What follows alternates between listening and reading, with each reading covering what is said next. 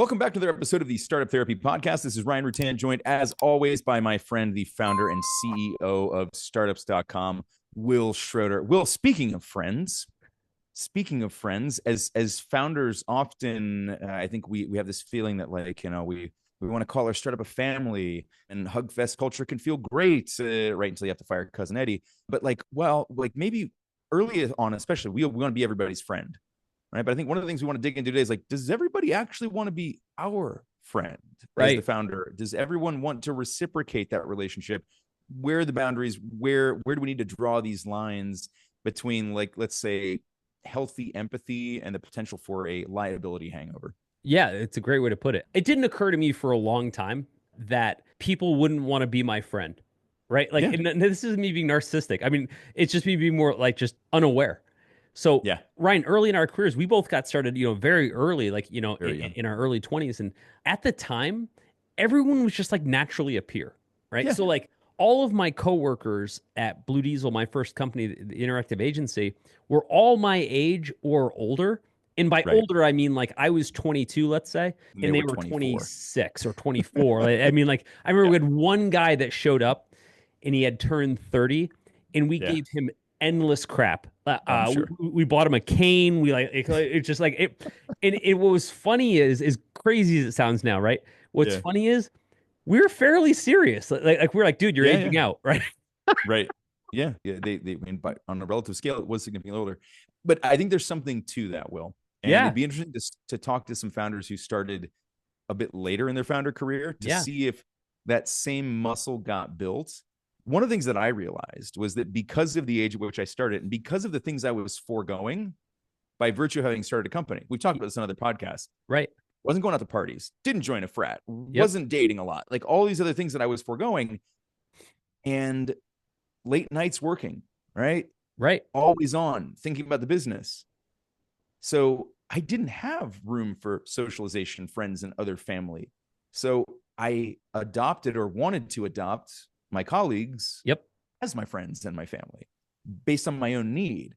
Now, a lot of them, all of them, had a very different level of attachment to the business. It wasn't their business. Right. They were working for me out of my college home, right? Right. Yes, there was a cool Counter-Strike server that we had at the end of the day, and they all loved that. But if I had turned that off, I wonder how many of them would have left immediately. Right. Point being, they didn't have the same need. They could go out at 5 or 6 o'clock when work was done for them and have a normal life and have other friends and have family relationships. I didn't. And so I think part of what set that pattern of my startup is my family was I didn't have an alternative. Yeah, I get it. And you know what? It didn't occur to me that anything could go wrong. In my mind, what could possibly go wrong? And now, having done this for over 3 decades and across 9 companies, across lots of different staffs, I'm well aware what can go wrong now. A lot of stuff can go wrong. And what's crazy is it goes wrong with what I would call across the board wonderfully good intentions, right? 100%. We're trying to make people our friends or whatever. It was I genuinely care about you. I care about your welfare. I want to see you do well, right? Everything you would actually want out of a friend. And these are the people you spend your waking hours with. Most of all of my day that I spent with other people was spent with those other people. When I hear startups say, we're a family here, together, and all I think to myself is, that's going to end so poorly. Yeah. Oh my God. I've got a great anecdote for this one. Yeah. At some point, I made a post along these lines, which is and I used, somebody else had probably dropped this before I did, but I had been using the metaphor of, or the analogy of it's more like a professional sports team than a family. Right. And somebody came in and started heavy trolling this LinkedIn post. And so I was I'm just going to go over and see who this is.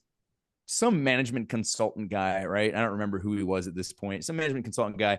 I looked through a couple of his posts, and I get to the 3rd or 4th one. You can't make this shit up. I get to the 3rd or 4th post, and what does it say? There's only one thing worse than working. There's one mistake you can make worse than working with friends. And I was like, okay, go on. That was the hook. The punchline: working with family. This is the guy who was telling me I was wrong for saying that a company shouldn't be like a family, is literally saying the only thing worse you can do is work with actual family. It's okay, so you don't want to work with actual family. Well, he wasn't wrong about that part, Turn your employees into family? Come on.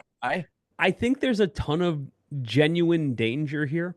And again, I think as founders, all of us, we go into this idea that I want to be friends with everybody. I want this to be a family. I want this to be tight. I want all these things. And I genuinely believe that has great intention. What I also believe, and certainly have seen, is that that also has the ability, in more cases than not, to backfire so badly. Big time, man. Big time. If your org chart could easily replace your Thanksgiving seating plan, good luck to you when it comes time to trim headcount, when people have to be replaced, when people need to be reprimanded, when whatever ends up happening, man. If it truly does feel like that level of family, it puts up all kinds of blockers and false expectations on both sides. There's so many things that we talk about in this podcast that we say only work in good times. Ryan, if you can think this far back, one of the first episodes we did was about whether the founder should be transparent, right? Like be transparent about everything in the organization. Yep. And I remember I said back then, I said, that only works when things are going well. When things are going crazy, transparency sounds awesome, right? You know, here's how much money we're making. Here's how fast we're growing. Yeah, we just got an offer to be acquired. Oh, high fives. Be transparent. Tell me more. Yep. We don't have enough money for payroll. Shut up. It turns around really quick. Yeah, Stop talking. This falls in the category of when it's good, it's great, and when it's not, it's terrible.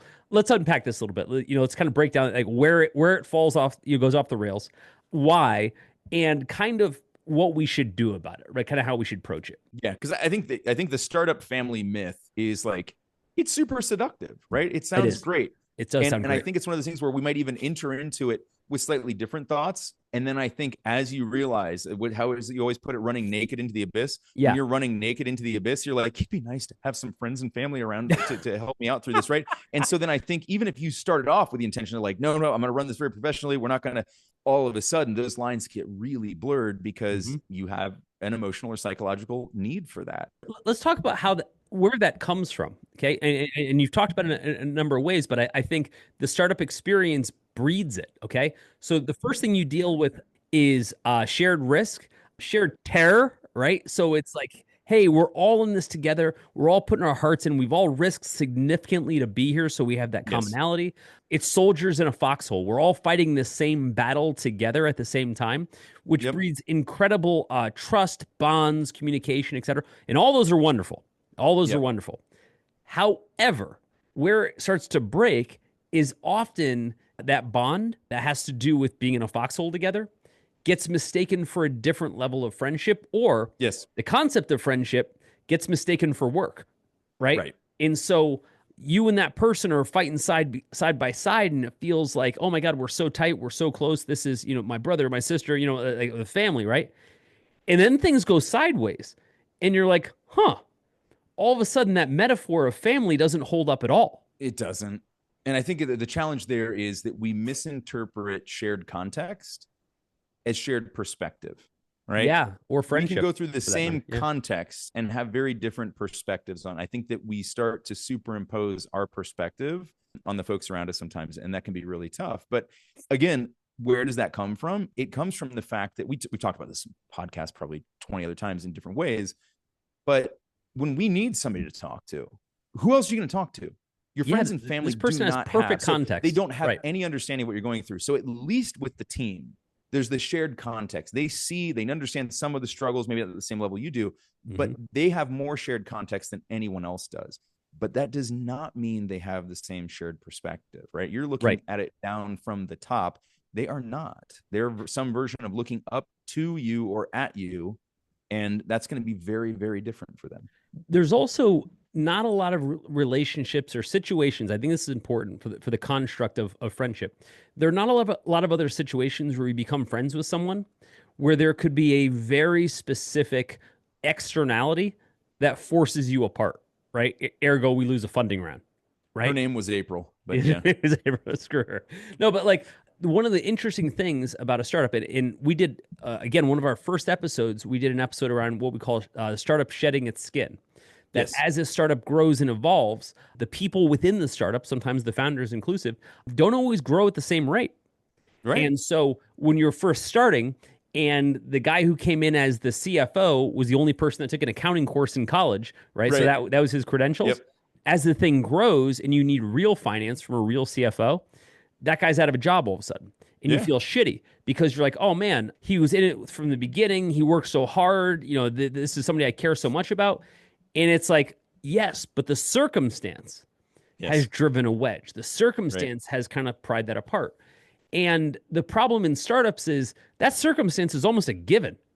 Right. That stuff's going to happen at some point. Yeah, we've talked this before. People grow at different rates. Startups grow at different rates. But like when the startup outgrows one or more of the members, but not the others necessarily, right? If the CEO and the COO and the CMO have all moved along and the CFO is somehow lagging behind, that gets really tough, right? It gets really, really hard. One of the first times I started a company, and my co-founder was a good friend of mine, when the company started to do poorly, like we did a fairly good job, I think, of like maintaining our friendship. But in the end, if I look back, this is like 20 years ago, but like when I look back, it did end our friendship. Like we still talk to this day, but we're not friends the way we used to be, and kind of what brought us there. And I think about it a lot. I think about like, what could we have done differently? Okay. Right. And the answer is not much, because essentially, again, this externality of the startup drove a wedge in our friendship that had a real cost to each of us. He was a great guy. He did nothing wrong, right? Like, you know, and nor did I. Like, neither of us did anything wrong. It just didn't work out. But at the time, it created enough of a wedge, enough like hardship between us that it kind of busted our friendship. And that's at a co-founder level, like somebody that you're kind of supposed to be tethered to. If we take it back a step and we start looking at all the employees in the company, that's even more significant, because with that, where we've got all these employees, they come and go, right? Yeah. I mean, they're like, hey, dude, I got a better job. Peace out, right? Yep. And you're like, oh, I thought we were friends. And it doesn't occur to you that you are friends and this is a job. This is a job. That's another job. Yeah. It's funny because we can clearly separate that, right? Like if your friend works for PwC, and then he moves over and decides to work for someone else, like you don't stop your friendship with that person because they no longer work for PwC. Like who cares, right? Right. Because that's not what your friendship was predicated on. When your friendship is predicated on the fact that there was the employment and that somehow commingled, and that becomes a much more difficult thing to navigate. Said differently, the idea of building a friendship solely based on a company, startup, whatever, it lives by it and dies by it. Like it works as well as the company. Now, there's another way I've seen that relationship strain, which wasn't, hey, we ran out of money. The other way I've seen it strain is, like we said a moment ago, where the startup just keeps growing. Right. And that person simply doesn't grow with it. When we were growing the agency, we grew so fast. And a lot of the people that were there from the start felt entitled. And usually that's a negative word. This is the one time where I'm not going to use it negatively. Felt entitled, like I thought this was like how we grow. I thought I was doing what I was supposed to be doing. They wanted to work hard. This wasn't a, I'm not going to work hard and I deserve it anyway. This was a, I literally thought this was how I advance, right? Like by this thing growing. I helped make it grow. It's bigger. Why aren't I still at the top of that work chart? And it wasn't their fault. Just we got to a point where the person that needed that role needed to have significantly more experience. Different experience, right? Yeah. And so those relationships got beat up because they looked at it as like, hey, you passed over me, you know, et cetera. And it's like, damn, that's, in my mind, the best case scenario. Best case scenario, we're growing like crazy and there's more opportunity. It never occurred to me that you wouldn't get it. So that could strain as well. Yeah. Again, I think it goes back to that. Like you're using the shared context and assuming that there's shared perspective there. It's hard to do. To be fair, the founder kind of gets a bit of a pass on some of this because they're the founder. They're kind of baked into that role. However, they also have all eyes on me. So like if you're head of customer support and you're a little bit overemployed, so to speak, right? You know, you're this job's a little beyond what you should be doing. You might get some shit. If you're the CEO or the founder or whatever, and you're overemployed, you don't know what you're doing, 100% of the people in the organization are hyper aware of that, as our investors, as our customers, the media, what have you. It's harder to duck that kind of scrutiny. Sure. Regardless, we're all going to face it. In good times and bad times, there's going to be friction. There's going to be a driving wedge. And in the early formative years, when we're building the company and everybody's coming together for the first time, right, it just hasn't happened yet. It's like a married couple that hasn't had a kid yet. And then they have the kid. Like, oh my God, it's going to be so much better. Like, not necessarily. It's going to be different. Yeah. Be better. Geometrically harder. You know what I mean? Yeah. For sure. And so I think that these are the kind of things that are super hard to spot, because in the beginning, none of those consequences exist, right? None of the consequences there. It's all upside. Like Absolutely. on those early days, it's all upside. Being friends and turning your coworkers into a family, it's all upside. The upside is a bit limited though, right? Because there's a level at which it doesn't continue to propel anything within the company. It's not like, I don't remember hearing too many stories. I'm sure there's some out there. Somebody will reference one for me to prove me wrong. That's fine. We'll call it the exception that proves the rule, where because of the fact that we treated it like a family, because of the fact that we were friends, that was what drove it. Now, I'm not going to say there were never businesses that didn't have this.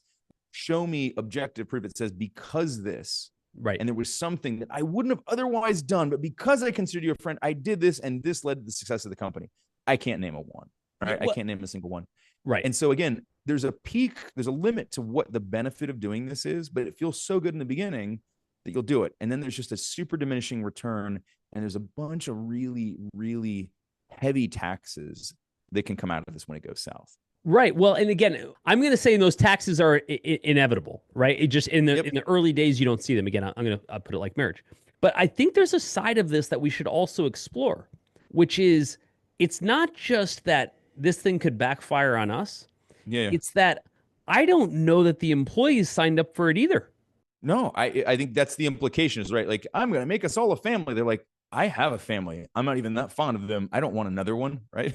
Okay. So let me tell you how I've seen this evolve pretty consistently. And I think the folks in the audience will probably be able to align with this. The first core group of people that we bring in, the numbers are relevant, but let's say it's the first 5 or 10 people. Yep. Spend an inordinate amount of time together, right? Yes. At a very specific formative stage of the company where they're all like making the baby together, so to speak. Formative right? decisions, seminal work. Yep. Everyone's contributing. Like the funny joke everyone gets because you can say it in a way that's literally contextual to every single person.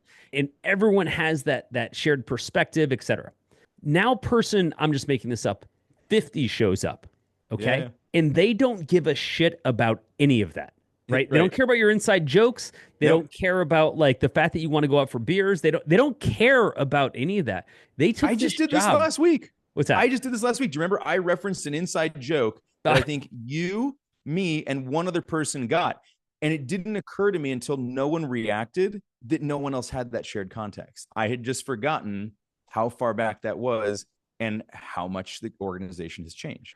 You know, something that's really funny about everything we talk about here is that none of it is new. Everything you're dealing with right now has been done 1,000 times before you, which means the answer already exists. You may just not know it, but that's okay. That's kind of what we're here to do. We talk about this stuff on the show, but we actually solve these problems all day long at groups.startups.com. So if any of this sounds familiar, stop guessing about what to do. Let us just give you the answers to the test and be done with it. Okay, so Ryan, I've got a great throwback for you.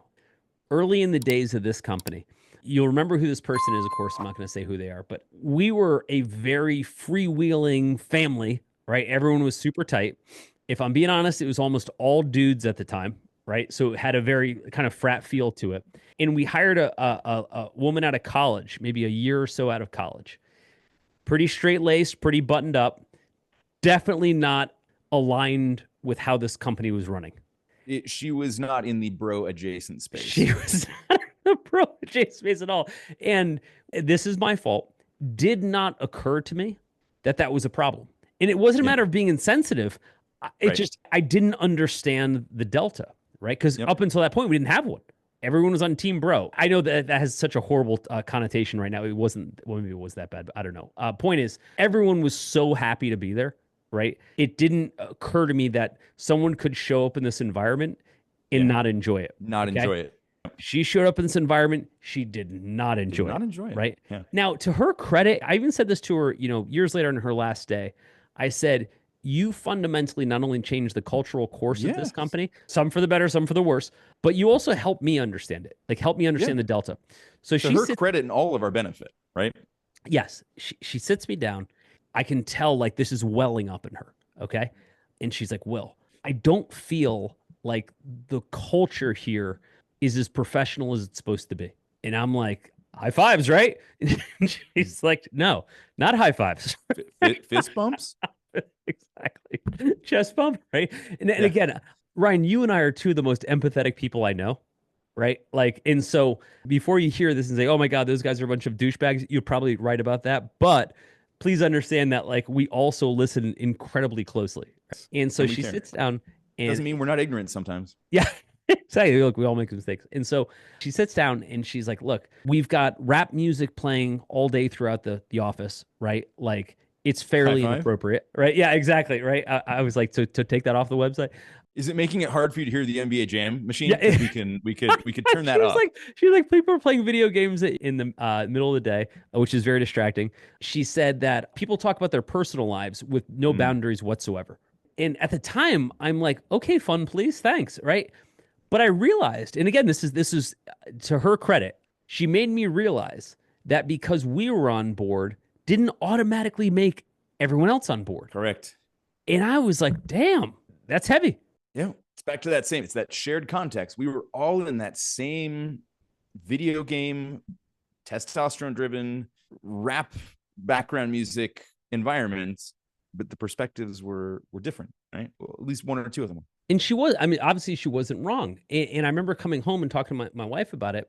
And I'm like, it's killing me because she basically fired a bullet in everything that I enjoy about this company. And it's killing me that she's right. And my wife was like, you had to know this was coming. And I said, what kills me is I didn't know it was coming. Yeah. Also, no. Yeah, no, and again, not because and we changed. We modified the culture because of that. We got a snowboarding game in the basement instead of the. It was way different. What I think is really interesting about this is when we build this family culture, when we had to decide we want to be friends with everybody, we easily overlook that because it's good for us and we signed the contract, Yeah. we're not allowed to just sign everybody else up too and be like, it's your That's fault it. if you don't like it. That's exactly it. I think that we do understand consent in a lot of ways, but I think that consent also applies to culture. Right. And I think that we just have to be very careful about presupposing that everybody wants emotional VIP access, right? Right. And it's their right to not have it. It took me a long time not to understand why it's not their right. The right part I understood right away. It was that they wouldn't want it because Yeah. I did, right? Like I wanted to share how things were going in my life with everybody. I wanted to hear about how things were going with everybody else. And I think this is a very big part of like probably what makes us very active advisors, Ryan, and parents, et cetera, is that we want to help. When someone says, man, I had a really tough situation, like personally, our first thought, and this is literally Yeah. what we do here, is to help. My wife gets on It's me all hard the to time. be empathetic without information, right? And so we seek that information. Like my wife gets on me all the time. She's like, Will, you don't realize people have boundaries that you don't have.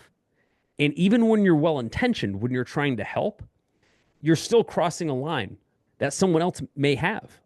Right? Yeah. Like we'll be at dinner with a couple we don't know that well, and I'll hear one the people on the other side of the table like complain about something, and so I'll just start asking them questions about it. I think you're aware of this. Most people don't ask like meaningful probing questions, kind of like a psychiatrist would. Right. Those are the only questions I have. Right? Yeah. I'm incapable of small talk. I don't care what the weather was like that day. Yeah, Right? like, tell me about your relationship with Why your are dad. you crying? Right? Yeah. Yeah, exactly. Right. And Sarah's like, look, they didn't sign up for that. Like that's Right. just because that's your default, it's not their default. It makes certain people very uncomfortable. I know you mean well, but it's still not okay. Yeah. Blew my mind. I get it it's now. not even just the questioning, right? It's not even just the questioning because like I think even just oversharing can become invasive.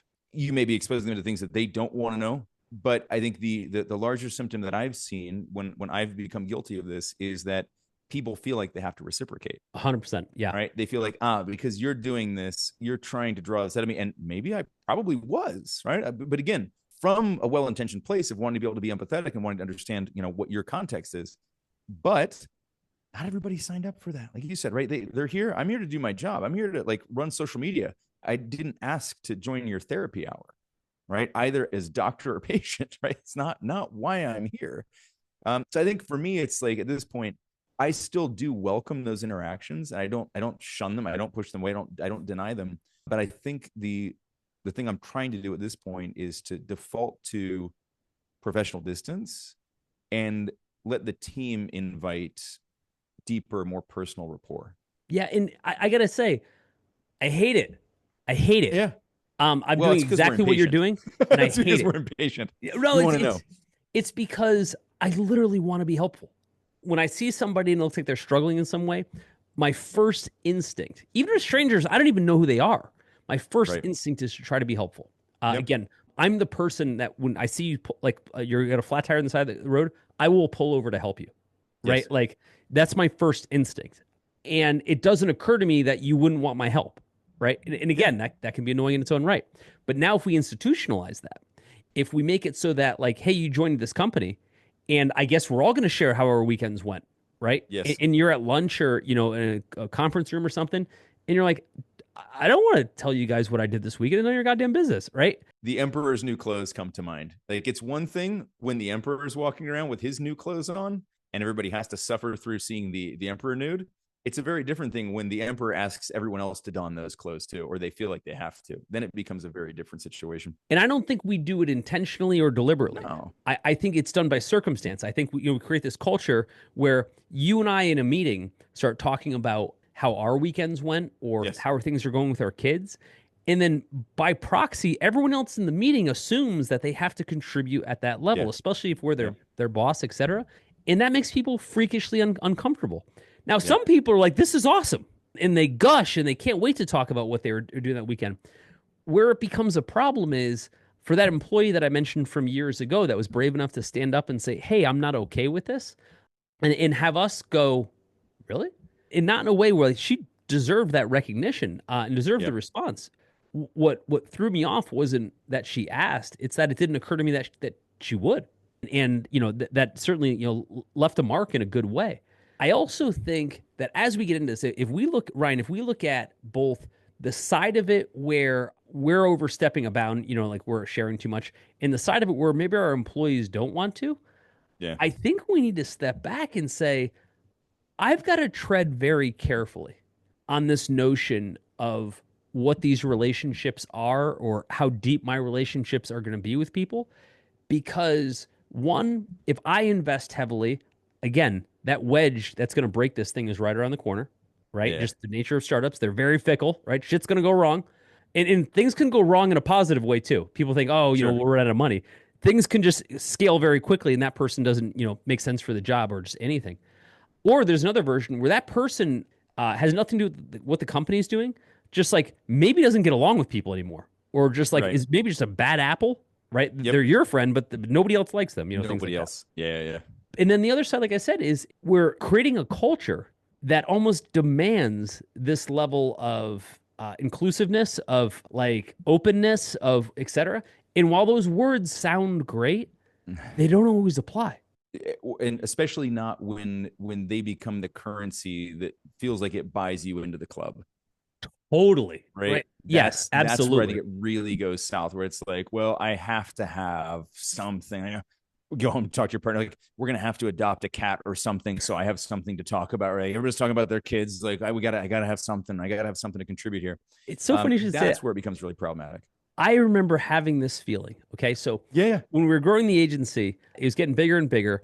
And we built a board, an actual board, like, and they were all like the operating heads of the different parts of the company. We had about maybe 700 people at the time.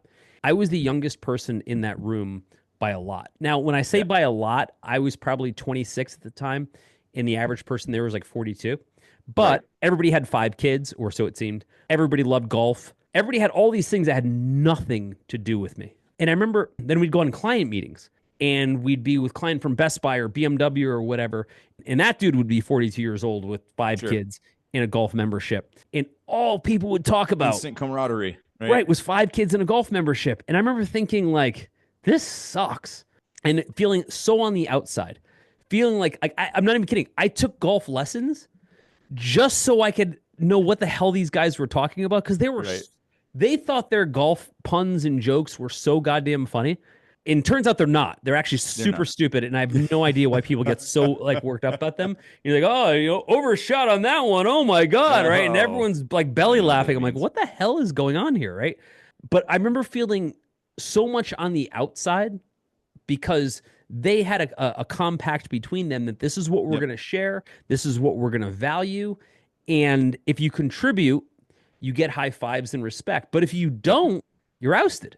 You're just on the outside. Yeah. It's just, Yep. and again, I say this to say, as you know, a middle-aged white man, like you just assume that I'm always on the inside, right? Like it's just kind Yeah. of the way the world looks at it.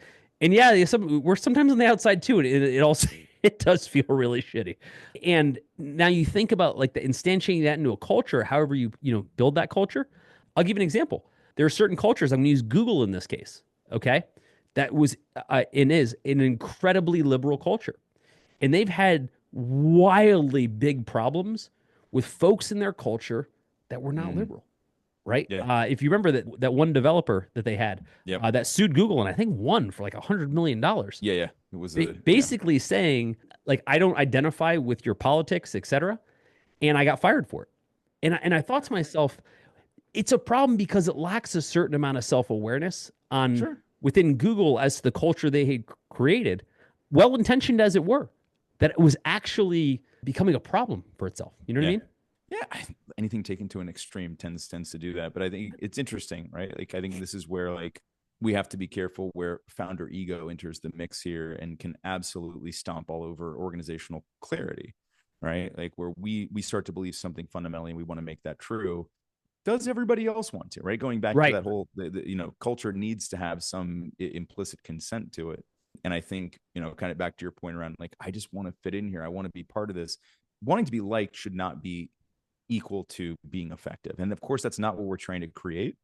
But I think that's the message that can get sent too, right? Which is if you conform to some of these things, if you start to fit in, if you start to reciprocate in these ways, then you'll be liked. And that seems to be held in higher esteem than being effective, right? Imagine the message that sends to people. Yeah, it's dangerous. I think, kind of what this maps back to is that we need to lead and we need to organize within ourselves around respect, not Yes. friendships, right? And there's nothing Yeah. wrong with friendships. Friendships are wonderful. But I think we need a different construct. And I think someone like Reed Hastings, the founder of Netflix, Yeah. he leaned into this heavily at a time when it was not popular to do this. And he actually had this like hard coded into their company manual or cultural code or whatever you call it. And he was very public about it. He said specifically, and again, I believe this is in their company documents, we are not a family. At a Yep. time when that was like just heretical to say, right? Like, how Sure. dare you, right? And here's what he said, because he's just a smart guy. He said, look, a family is a family that is based on unconditional love, right? Yeah.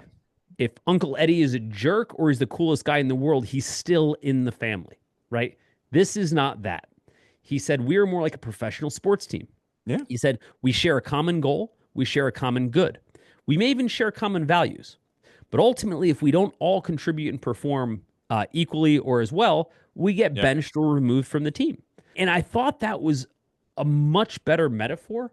Holy cow, that would have been useful information 30 years ago. Over a little bit too late. Yeah, yeah. Would have been a little easier. I mean, yeah, when you think about it, like it's yes, there are aspects of a startup team that could start to look like a family, sure. Right. But I think the analogy is much better if we look at it as a professional sports team, because like at some point, if you stop performing, we have to stop putting you in. Correct. Right. It's just numerical. Also, reverse right. it, because here's the part that we always forget. Like, what happens if you put the shoe on the other foot? What if we stop paying? Do you keep playing because we're family? Right. Not for long. Right. Right. And so I think that's again, it sounds great in good times. When there's any strife, any challenge, then I think the family metaphor breaks down. But I think the question that they were trying to answer, I think this is a great answer to this question, is like, how do you keep empathy without eroding authority? And that's really hard to do in a family context, right? The more empathetic I am, the less authority I tend to have with my kids. Let me give you another vector there. Tell me what you think about this. I think part of what he was addressing too is that the concept of family comes with a fundamental entitlement. If I perform or don't perform, I'm still family. Doesn't matter. We're still a family, right? Right. We may not like each other anymore. We might even speak. We're still a family. And I think that's a dangerous construct in terms of a company, because again, that entitlement always ends poorly. Always ends. I've never seen an entitlement where I'm like, man, that worked out so well. That worked out so well. Well, in this case, essentially what you're doing is masking consequences. You're pretending that there aren't consequences. There sure as shit are, right? You could have hired your absolute best friends, right? And I don't care. Wouldn't have mattered what they did. At some point, like, if no one is performing and there's no money, no one gets paid. There isn't some magic bucket of money that we pay people out of it. It's like, okay, this does have real consequences. And so I think it's dangerous for us as the founder to pretend there's no consequences, but I think we never really can truly avoid the consequences. But for the rest of the team, they also have to be very clear that, yeah, there are real consequences here. And if we pretend we're a family where consequences don't exist to that same level, we're doing everybody a huge disservice. Build on that. So there's another side of it where if the founder believes that this is family, they build an entitlement to say, how dare you leave? Right? We're so tight. No, dude, I'm going to leave the moment some other opportunity is a better how dare you expect a raise? Yeah, right. I'm like, I'm going to leave as soon as there's another opportunity that's a better opportunity for my family, my actual family, like the people that I have to provide for. And I'm going to go somewhere else. Not because, I think you're the worst person ever, but because, I have better opportunity to do something, to grow, to get paid, whatever, somewhere else. So if this whole time you, founder person, thought that I was going to stay out of some entitlement you had over me about this false construct, then shame on you. Again, I've seen a lot of that where I hear the founders that are butthurt because someone left and they're like, I thought we were so close. I was like, yeah, you created a construct, a force field essentially for this person that they never asked for. Whenever anybody's ever left our organization, certainly anything I've ever done, I've never once felt they deserve to stay because of some false entitlement that I've had. I have said in certain cases, like, you worked here for a year, did absolutely no work, and took all my money, right? Been pissed about that. So look, I think when it's all said and done, like, we have to be human, we have to be kind, we have to be empathetic, but we have to remember that we are running a team, right? We're not hosting a family reunion. We should shoot for respect, sprinkle in some empathy, and leave the group hug for later. Overthinking your startup because you're going it alone? You don't have to, and honestly, you shouldn't, because instead, you can learn directly from peers who've been in your shoes. Connect with bootstrapped founders and the advisors helping them win in the Startups.com community. Check out the Startups.com community at www.startups.com to see if it's for you. Could be just the thing you need. I hope to see you inside.